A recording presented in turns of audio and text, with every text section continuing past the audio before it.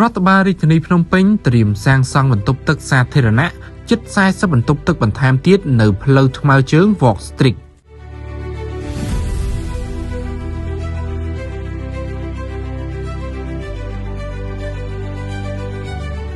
រដ្ឋបាលរាជធានីភ្នំពេញនឹងសាងសង់បន្ទប់ទឹកសាធារណៈចំនួន37បន្ទប់ទឹកបន្ថែមទៀតនៅតាមបណ្ដាផ្លូវថ្មើរជើង Walk Street ដែលមានទីតាំងនៅចំណុចរូបសំណាកតេជោមាសនិងតេជោយ៉តក្នុងខណ្ឌដូនពេញ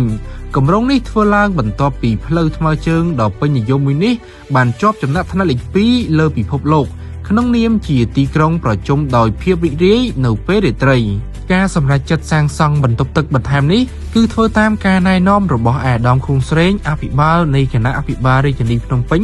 ដោយមានការណែនាំឲ្យមន្ត្រីសាធារណការនិងដឹកជញ្ជូនរាជធានីភ្នំពេញ